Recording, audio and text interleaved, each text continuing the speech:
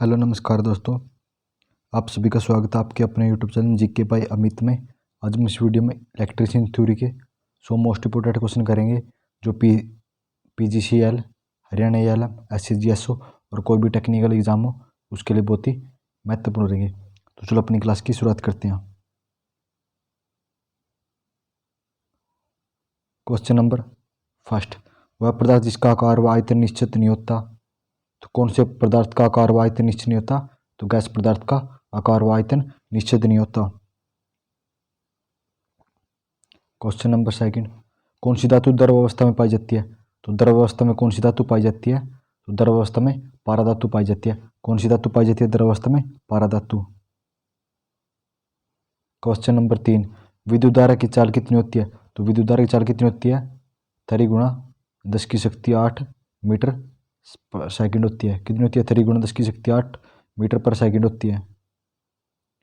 Question number 4, एक electron पर कितना आवेश पाया जाता है? तो एक इलेक्ट्रॉन पर कितना आवेश पाया जाता है? -1.6 गुणा 10 की शक्ति -19 कूलाम पाया जाता है। कितना पाया जाता है? -1.6 गुणा 10 की शक्ति -19 कूलाम आवेश पाया जाता है।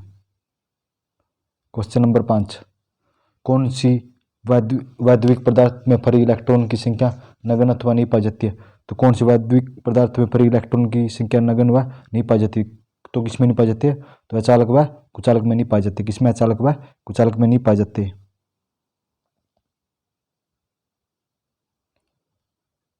क्वेश्चन नंबर 6, नाइक्रोम तार में विद्युत धारा का कौन सा प्रभाव कार्य करता है? तो नाइक्रोम तार में विद्युत धारा का कौन सा प्रभाव कार्य करता है? तो ये उसमें प्रभाव करता है। कौन सा करता है? तो ये उसमें प्रभाव कार्य करता है। किसमें? नाइक्रोम की तार में। क्वेश्चन नंबर 7, विद्युत बल्ब विद्युत धारा के किस प्रभाव पर कार्य करता है? तो विद्युत बल्ब विद्युत धारा के किस प्रभाव पर कार्य करता है? तो ये प्रकाशीय प्रभाव पर विद्युत बल्ब कार्य करता है।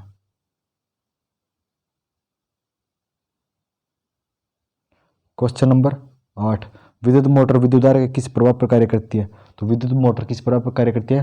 तो विद्युत मोटर चुंबकीय प्रभाव पर कार्य करती है। किस पर? चुंबकीय प्रभाव पर कार्य करती है। क्वेश्चन नंबर 9, कठोर कर्षित तांबे का प्रयोग किया जाता है। तो कठोर कर्षित तांबे का उपयोग कहाँ किया जाता है? तो कम्यूटेटर सिगमेंट बनाने में। तो किसमें किया जाता है कठोर तांबे का प्रयोग? कम्यूटेटर सिगमेंट बनाने में कठोर तांबे का प्रयोग किया जाता है। तो क्वेश्चन नंबर 10, विद्युत सप्लाई के लिए किस धातु के तार का सबसे अधिक उपयोग होता है? तो विद्युत सप्लाई के लिए कौन सी धातु का प्रयोग किया जाता है तार? तो ये एल्यूमिनियम धातु का तार प्रयोग किया जाता है। किसका? एल्यूमिनियम धातु का। क्वेश्चन नंबर 11, तारों के ऊपर अचालक आवरण कौन से पदार्थ का बना होता है? तारों के ऊपर अचालक पदार्थ किसका बना होता है? पीवीसी का। पीवीसी की फुल फॉर्म क्या? Polyvinyl chloride. किसका? पीवीसी का बना होता है। पीवीसी की फुल फॉर्म क्या? पॉलीविनाइल क्लोराइड होती है। तो क्वेश्चन नंबर 12, किसी चालक तार की मोटाई मापने के लिए कौन से मीटर का उपयोग किया जाता है? तो किसी चालक तार की मोटाई मापने के लिए तो कौन से मीटर का उपयोग किया जाता है? तो माइक्रोमीटर का उपयोग किया जाता है। किसका? माइक्रोमीटर का। क्वेश्चन नंबर 13, सिरोपरी लाइन से तारों की सप्लाई के लिए नीचे उतारने के लिए कौन से जोड़ का उपयोग किया जाता है? तो सिरोपरी लाइन से तारों को नीचे सप्लाई उतारने के लिए किसका उपयोग किया जाता है? तो ब्रिटानिया टी पॉइंट का। किसका? ब्रिटानिया टी पॉइंट का उपयोग किया जाता है। क्वेश्चन नंबर 14, सिरोपरी लाइन से तारों की लंबाई अधिक करने के लिए कौन से जोड़ का उपयोग किया जाता है? तो सिरोपरी लाइनों से तार की लंबाई अधिक करने के लिए किसका उपयोग किया जाता है? तो ब्रिटानिया सीधे जोड़ का उपयोग किया जाता है। तो ऐसी मतलब तार लगा के ऐसे जोड़ लगा दिया जाता है।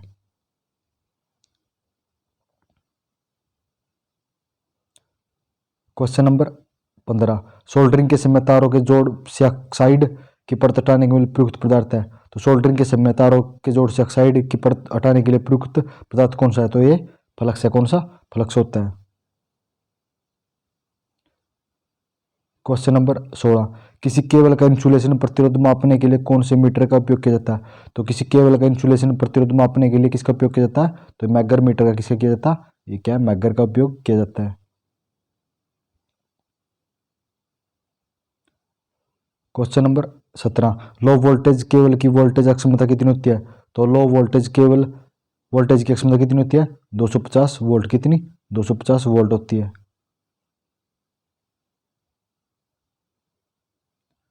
क्वेश्चन नंबर 18, ओम का नियम किन राशियों के बीच संबंध है? तो ओम का नियम किन के बीच संबंध है? तो वोल्टेज, करंट और प्रतिरोध के मध्य है। किस किस के बीच ओम का नियम? वोल्टेज, करंट और प्रतिरोध के मध्य है। क्वेश्चन नंबर 19, ओम के नियम अनुसार परिपथ में वोल्टेज के मान अधिक करने से धारा के मान पर क्या प्रभाव पड़ता है? तो ओम के नियम के अनुसार परिपथ में वोल्टेज के मान अधिक करने पर धारा के प्रभाव पर क्या प्रभाव पड़ता है? तो धारा का मान भी बढ़ेगा। अगर प्रतिरोध बढ़ गया वोल्टेज का मान, तो धारा का मान भी बढ़ेगा।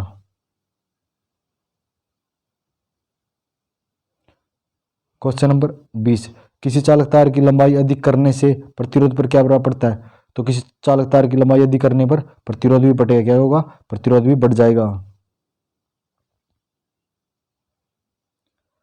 क्वेश्चन नंबर 21, किसी चालक तार की मोटाई अधिक करने पर प्रतिरोध पर क्या प्रभाव पड़ा? तो किसी चालक तार की मोटाई अधिक करने पर प्रतिरोध पर क्या प्रभाव पड़ता है? तो प्रतिरोध कम हो जाता है। मोटाई होने पर प्रतिरोध कम हो जाता है।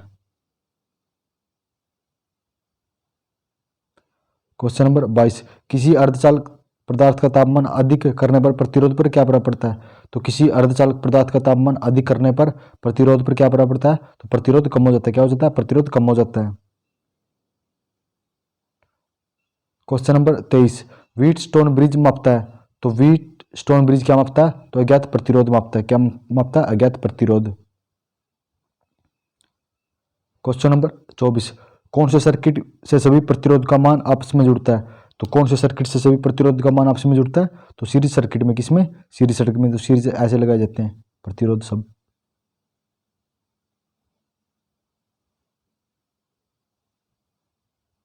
क्वेश्चन नंबर 25, कौन से परिपथ में सभी प्रतिरोध पर वोल्टेज का मान अलग अलग होता है?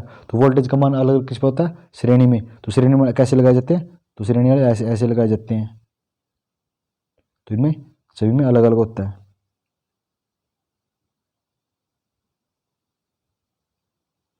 क्वेश्चन नंबर 26, कौन से परिपथ से सभी प्रतिरोध की धारा का मान अलग अलग होता है? तो धारा का मान अलग अलग कौन से में होता है? तो समांतर में होता है। किसमें? समांतर। तो समांतर सीरीज एक ही होते हैं। कैसे लगाए जाते हैं? ऐसे लगाए जाते हैं। क्वेश्चन नंबर 27, दो या दो से अधिक फेजों की संख्या को क्या कहते हैं? तो दो या दो से अधिक फेजों की संख्या को पॉलीफेज कहा जाता है। दो या दो से अधिक को पॉलीफेज कहा जाता है। क्वेश्चन नंबर 28, दो फेजों के बीच मापी गई वोल्टेज क्या है? तो दो फेजों के बीच मापी गई वोल्टेज लाइन वोल्टेज है। क्या है? लाइन वोल्टेज है। क्वेश्चन नंबर 29, ईएलसीबी का पूरा नाम क्या है? तो ईएलसीबी का पूरा नाम क्या? Earth leakage circuit breaker. क्या ELCB? Earth leakage circuit breaker होता है। क्वेश्चन नंबर 30, जीने की वायरिंग में कौन से स्विच का उपयोग किया जाता है? तो जीने की वायरिंग में किसका स्विच का उपयोग किया जाता है? तो जीने की वायरिंग में टू वे स्विच का उपयोग किया जाता है। किसका? टू वे स्विच का। क्वेश्चन नंबर 31, पूर्ण घरेलू वायरिंग की जांच के लिए कौन से मीटर का उपयोग किया जाता है? तो पूर्ण घरेलू वायरिंग की जांच के लिए कौन से मीटर का उपयोग किया जाता है? तो पूर्ण घरेलू के लिए मैगर का उपयोग किया जाता है। किसका? मैगर का उपयोग किया जाता है। क्वेश्चन नंबर 32, प्लेट अर्थिंग में अर्थ इलेक्ट्रोड का साइज कितना होता है? तो प्लेट अर्थिंग में अर्थ इलेक्ट्रोड का साइज 6x6 सेंटीमीटर होता है। कितना होता है? 60x60 centimetre. कितना होता है? 60x60 सेंटीमीटर होता है। क्वेश्चन नंबर 33, कौन सा मीटर अर्थिंग प्रतिरोध के मापने हेतु उपयोग है? तो अर्थिंग प्रतिरोध को मापने के लिए किसका उपयोग किया जाता है? तो अर्थ टेस्टर का। किसका? अर्थ टेस्टर का उपयोग किया जाता है। क्वेश्चन नंबर 34, ट्रांसफार्म का सिद्धांत है। तो ट्रांसफार्म अन्वय प्रेरण का सिद्धांत है। ट्रांसफार्म क्या? अन्वय प्रेरण का सिद्धांत है। क्वेश्चन नंबर 35, ट्रांसफार्म की कौन सी वाइंडिंग लोड के साथ जोड़ी जाती है? तो ट्रांसफार्म की लोड के साथ कौन सी वाइंडिंग जोड़ी जाती है? तो सेकेंडरी वाइंडिंग लोड के साथ जोड़ी जाती है। क्वेश्चन नंबर 36, ट्रांसफार्म कोर कौन सी धातु की बनाई जाती है? तो ट्रांसफार्म की कोर सिलिकॉन स्टील की बनाई जाती है। किसकी? सिलिकॉन स्टील की बनाई जाती है। क्वेश्चन नंबर 37, ट्रांसफार्मर के किस भाग में ऑयल गेज लगा होता है? तो ऑयल गेज ट्रांसफार्मर में क्या लगा होता है, तो कंजर्वेटर में लगा होता है, किसमें, कंजर्वेटर में ऑयल गेज लगा होता है। क्वेश्चन नंबर 38, ट्रांसफार्मर में सिलिका जेल कहाँ भरी जाती है, तो ट्रांसफार्मर में सिलिका जेल कहाँ भरी जाती है, तो ये ब्रीदर में भरी जाती है, किसमें, ब्रीदर में भरी जाती है सिलिका जेल। क्वेश्चन नंबर 39, सूक्ष्म सिलिका जेल का रंग कैसा होता है, तो सूक्ष्म सिलिका जेल का रंग कैसा होता है, हल्का गुलाबी होता है। कौन सा होता है सूक्ष्म का, हल्का गुलाबी होता है। क्वेश्चन नंबर 40, एक स्टेप डाउन ट्रांसफार्मर की प्राइमरी वाइंडिंग होती है, तो एक स्टेप डाउन ट्रांसफार्मर की प्राइमरी वाइंडिंग कौन सी होती है, एचटी होती है, हाइपर टेक्स्ट होती है। कौन सी होती है, एचटी होती है।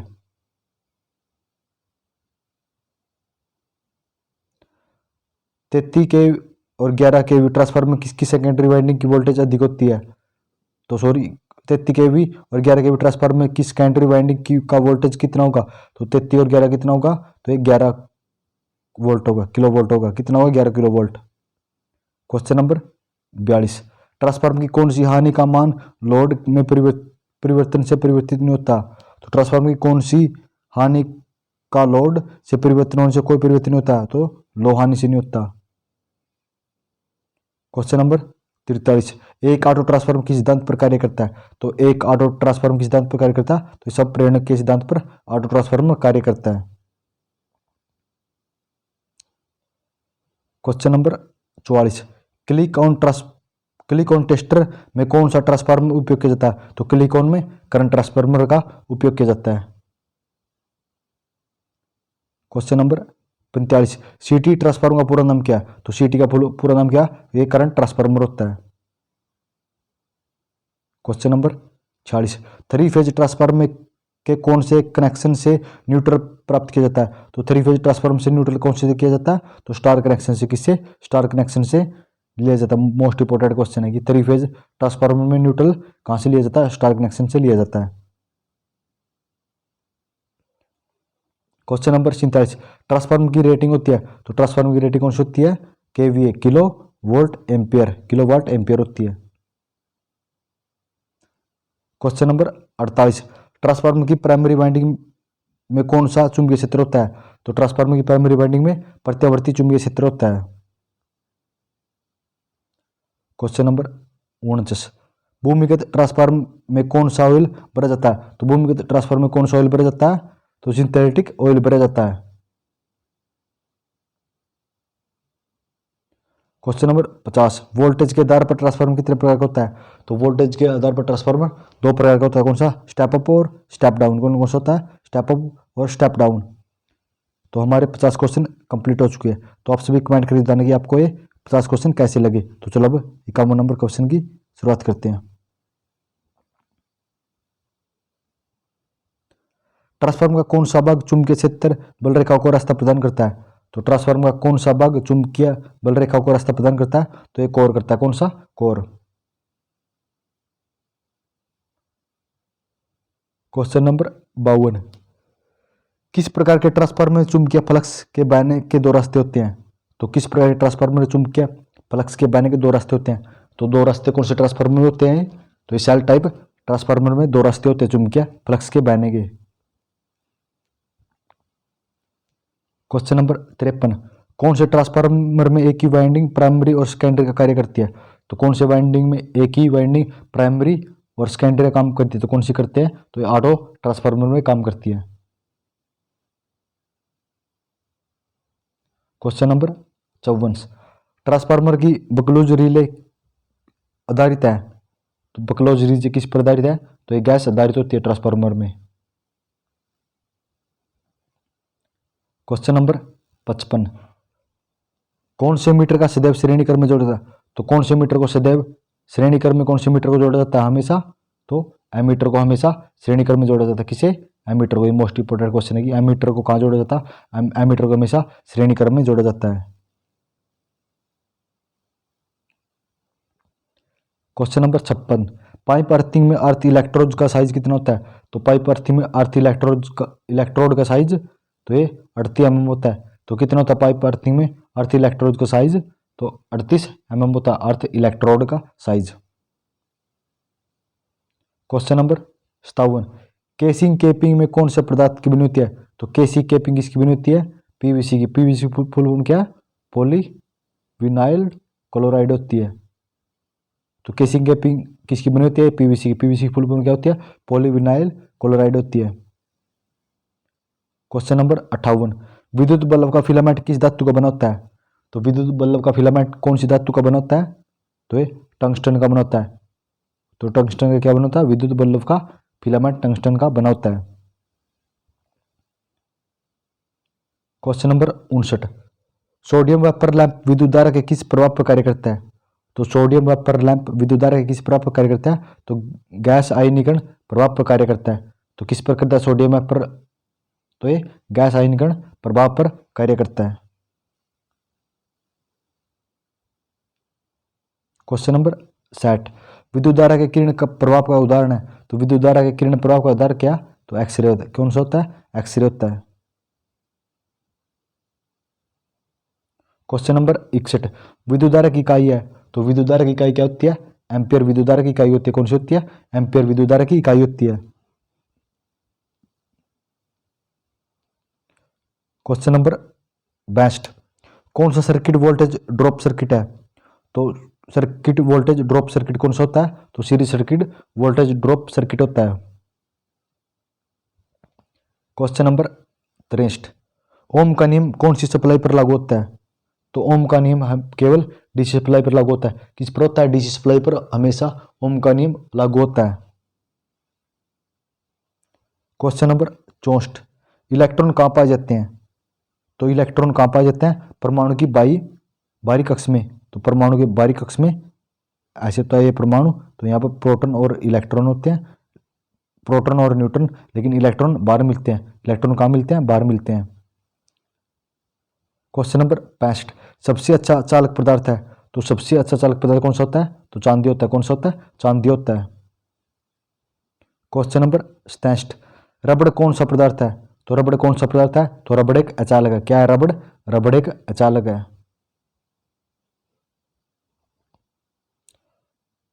क्वेश्चन नंबर 67, विद्युत धारा का सबसे अच्छा चालक है? तो विद्युत धारा का सबसे अच्छा चालक कौन सा होता है? तो चांदी होता है। कौन सा होता है? चांदी विद्युत धारा का सबसे अच्छा चालक है। क्वेश्चन नंबर 68, एक अर्धचालक पदार्थ है? तो एक अर्धचालक पदार्थ कौन सा है? जर्मेनियम है। कौन सा? जर्मेनियम एक अर्धचालक पदार्थ है। कौन सा? जर्मेनियम।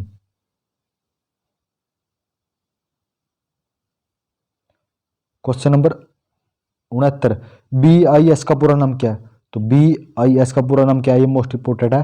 तो ब्यूरो ऑफ इंडियन स्टैंडर्ड। क्या BIS का पूरा नाम? ब्यूरो ऑफ इंडियन स्टैंडर्ड होता है। मोस्ट इंपोर्टेंट क्वेश्चन है कि BI का फुल पूरा नाम क्या होता है? तो ब्यूरो ऑफ इंडियन स्टैंडर्ड होता है। क्वेश्चन नंबर 70, कौन से अग्निशामक का उपयोग गैसों के लिए किया जाता है? तो कौन से अग्निशामक का उपयोग गैसों के लिए किया जाता है? तो गैसों के लिए कार्बन टेट्राक्लोराइड का उपयोग किया जाता है। इसका CCT का प्रयोग किया जाता है। CCT का कार्बन टेट्राक्लोराइड इसका उपयोग गैसों के लिए किया जाता है।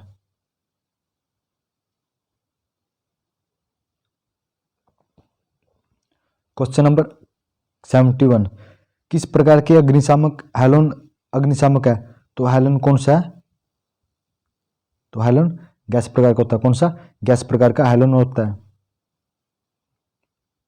72 नंबर क्वेश्चन, ए श्रेणी में कौन सा पदार्थ है? तो आग की ए श्रेणी में कौन से आते हैं? तो आग की ए श्रेणी में लकड़ी, कागज, कपड़ा, जूट आदि आते हैं। कौन कौन से आते हैं आग की ए श्रेणी में? तो ए श्रेणी में कागज, लकड़ी, कपड़ा, जूट आदि आते हैं। तो 73 नंबर क्वेश्चन, जल प्रकार के अग्निशामक का उपयोग किस श्रेणी की आग बुझाने में किया जाता है? तो जल का किस में किया जाता है? श्रेणी नंबर ए में। तो श्रेणी नंबर ए की आग बुझाने के लिए जल का उपयोग किया जाता है, क्योंकि इसमें लकड़ी, कागज, जूट आदि आते हैं। 74 नंबर क्वेश्चन, कृत्रिम श्वास की कौन सी विधि का उपयोग तुरंत श्वास देने के लिए किया जाता है? तो कृत्रिम श्वास की कौन सी विधि है जिसका उपयोग तुरंत सांस देने के लिए किया जाता है? तो मुंह में हवा भरना। तो अगर तुरंत सांस देना किसे? तो मुंह से हवा भरना विधि का उपयोग किया जाता है। 75 नंबर, कौन से पदार्थ का आकार निश्चित नहीं होता? तो कौन से पदार्थ का आकार निश्चित नहीं होता? तो द्रव पदार्थ का, किसका? द्रव पदार्थ का आकार निश्चित नहीं होता। 76, परमाणु का कौन सा कण उदासीन है? तो परमाणु का कौन सा कण उदासीन होता है? तो न्यूट्रॉन होता है। कौन सा? न्यूट्रॉन कण उदासीन होता है। 77 नंबर क्वेश्चन, विद्युत धारा के रासायनिक प्रभाव का उदाहरण है? तो विद्युत धारा के रासायनिक प्रभाव का उदाहरण कौन सा होता है? तो विद्युत बैटरी होता है। कौन सा होता है? विद्युत बैटरी। विद्युत धारा के रासायनिक प्रभाव का कारण विद्युत बैटरी होता है। क्वेश्चन नंबर 78, विद्युत फ्यूज विद्युत धारा के कौन से प्रभाव पर कार्य करता है? तो विद्युत फ्यूज विद्युत धारा के कौन से प्रभाव पर कार्य करता है? तो विद्युत फ्यूज हमेशा उसमें प्रभाव पर कार्य करता है। किस पर? उसमें प्रभाव पर कार्य करता है। 79 नंबर क्वेश्चन, विद्युत धारा के मापने हेतु कौन से एमीटर का उपयोग किया जाता है? तो विद्युत धारा को मापने के लिए कौन से एमीटर का उपयोग किया जाता है? तो विद्युत धारा को मापने के लिए एमीटर का उपयोग किया जाता है। किसका? एमीटर का उपयोग किया जाता है। क्वेश्चन नंबर 80, विभवांतर की इकाई कौन सी है? तो विभवांतर की इकाई कौन सी होती है? तो विभवांतर की इकाई वोल्ट होती है। कौन सी होती है विभवांतर की इकाई? तो विभवांतर की इकाई वोल्ट होती है। क्वेश्चन नंबर 81, सबसे कठोर अचालक है? तो सबसे कठोर अचालक कौन सा होता है? एबोनाइट होता है। कौन सा? एबोनाइट सबसे कठोर अचालक होता है। कौन सा? एबोनाइट।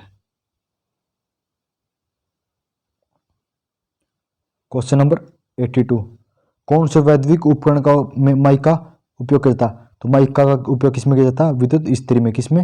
विद्युत इस्त्री में माइक का उपयोग किया जाता है। मोस्ट इंपोर्टेंट, ये माइक का उपयोग किसमें किया जाता है? विद्युत इस्त्री में। क्वेश्चन नंबर 83, ओम के नियम में कौन सी राशि है? तो ओम के नियम में राशि नियतांक कौन सा होता है? प्रतिरोध। कौन सा होता है? राशि नियतांक प्रतिरोध होता है। कौन सा? प्रतिरोध होता है। क्वेश्चन नंबर 84, दीवार घड़ी में उपयोग होने वाली सेलों की कौन सी श्रेणी होती है? तो दीवार घड़ी में कौन सी सेल होते हैं? प्राथमिक सेल।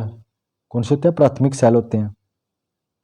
क्वेश्चन नंबर 85, फ्यूज की बॉडी के निर्माण में कौन सा अचालक पदार्थ उपयोग किया जाता है? तो फ्यूज की बॉडी के निर्माण में पोर्सिलिन का उपयोग किया जाता है। किसका?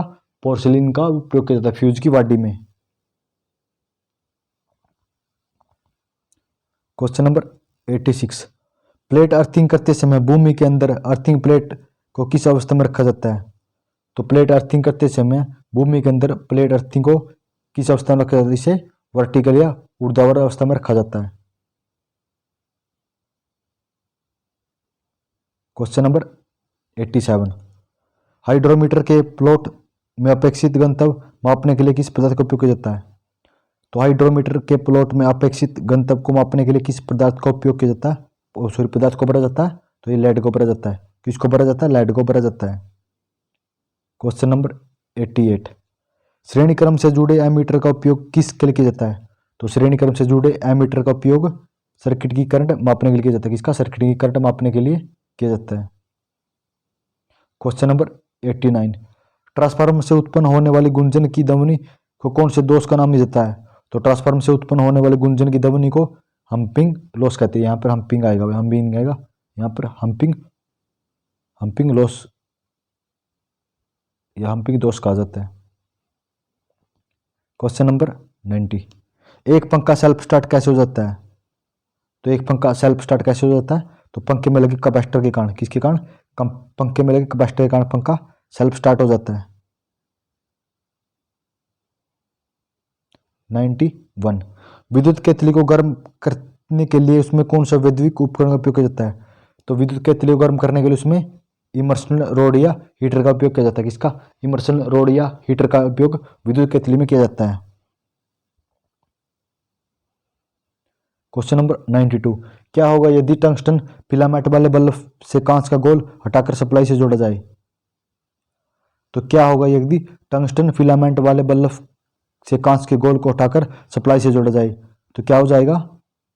ऑक्सीजन की उपस्थिति के कारण फिलामेंट कुछ ही सेकंड में जलकर फ्यूज हो जाएगा। तो क्या हो जाएगा? ऑक्सीजन की उपस्थिति के कारण फिलामेंट कुछ ही सेकंड में जलकर फ्यूज हो जाएगा। तो क्वेश्चन नंबर 93, फेज और न्यूट्रल की कंटिन्यूटी जांचने के लिए इलेक्ट्रीशियन कौन से साधन का उपयोग किया जाता है? तो कौन से साधन का उपयोग करते हैं फ्यूज और न्यूट्रल की कंटिन्यूटी जांचने के लिए? तो टेस्टिंग लैंप या मल्टीमीटर का, किसका टेस्टिंग लैंप या मल्टीमीटर का उपयोग किया जाता है। क्वेश्चन नंबर 94, कॉम्बिनेशन प्लायर से बने साइड कटर का उपयोग कहाँ किया जाता है। तो कॉम्बिनेशन प्लायर में बने साइड कटर का उपयोग वायरिंग का इंसुलेशन छीलने या पतले तारों को काटने के लिए। तो ये कॉम्बिनेशन प्लायर से बने साइड कटर, तो ऐसे ही हमारा प्लास होता है, तो यहाँ पे होते हैं ना साइड में साइड कटर होता है, तो उसका उपयोग वायरिंग का इंसुलेशन छीलने या पतले तारों को काटने के लिए किया जाता है।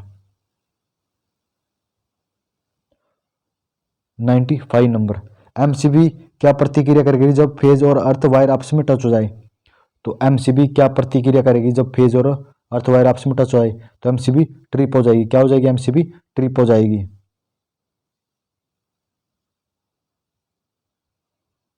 96 नंबर क्वेश्चन, खाद्य मिक्सर में उपयोग यूनिवर्सल मोटर की गति कितनी होती है। तो खाद्य मिक्सर में प्रयोग यूनिवर्सल मोटर की गति लगभग 14,000 आरपीएम में होती है। कितनी, 14,000 आरपीएम होती है यूनिवर्सल मोटर की गति खाद्य मिक्सर में लगी। क्वेश्चन नंबर 97, विद्युत प्रेस नियत ताप के बाद ऑटोमेटिक पावर कैसे बंद हो जाती है। तो विद्युत प्रेस नियत ताप के बाद ऑटोमेटिक कैसे बंद हो जाती है। थर्मोस्टेटर स्विच के कारण, किसके कारण, थर्मोस्टेटर स्विच के कारण विद्युत प्रेस ऑटोमेटिक ही बंद हो जाती है। किसके कारण, विद्युत थर्मोमिस्टर स्विच के कारण, थर्मिस्टर स्विच के कारण। Question number 98, automatic night lamp के लिए कौन सी युक्ति उपयोग की जाती है। तो ऑटोमेटिक नाइट लैंप के लिए कौन सी युक्ति उपयोग की जाती है। तो ऑटोमेटिक नाइट लैंप के लिए फोटो डायोड का उपयोग किया जाता है। किसका, फोटो डायोड का उपयोग किया जाता है।